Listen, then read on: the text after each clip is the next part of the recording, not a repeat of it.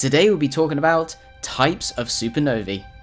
So supernova are pretty much everywhere in the universe, probably apart from the Milky Way, where it seems to be quite scarce in the last millennia. But regardless, supernovae give us a great insight into the life of stars and the evolution of galaxies. But supernovae are basically categorized by astronomers in different ways. They're not just one big massive explosion. There's different types of them.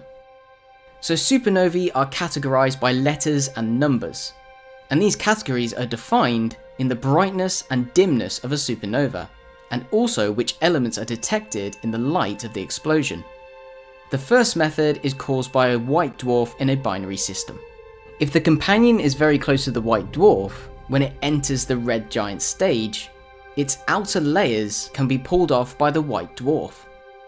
If enough matter is transferred from one star to the other, the mass of the white dwarf will continue to increase, until it reaches a critical mass. At this point, the white dwarf is too massive to be stable, and therefore it explodes in a violent supernova. This is what's known as a Type 1a supernova. This always occurs at this critical mass. This critical mass is about 1.4 times the mass of our Sun, and therefore the brightness of the supernova is very predictable. So the most recent and nearby supernova of this type occurred in a spiral galaxy called Messier 101.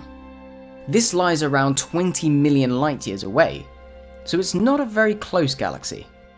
It was first observed in August 2011 and was quite visible to small telescopes for weeks after the explosion. Another type of supernova explosion takes place when a core of a massive star runs out of nuclear fuel. At this point in the star's lifetime, the core of the star is mostly made of iron, with layers of lighter elements on top of it.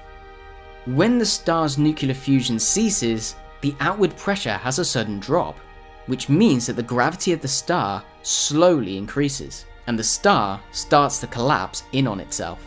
This type of supernova is more of an implosion rather than an explosion, although to be honest, the material then rebounds off the dense core and is flung out into space. This is what's known as a Type 2 supernova, although if you observe a star that seems to have a hydrogen envelope of layers around it, you can often call it a Type 1b or a Type 1c supernova. The second type of supernova only seems to occur to stars that are 8 to 9 times the mass of our Sun.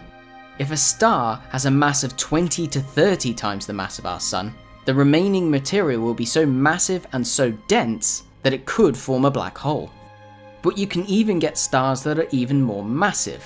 You can get stars that are about 40 to 50 times the solar mass, and these will definitely form a black hole instantaneously. And usually they won't even produce a supernova at all. And of course for astronomers, these are very hard to detect. But regardless, supernovas are very important to astronomers to understand the lifetime of stars, black holes, galactic evolution, and the early stages of the universe itself.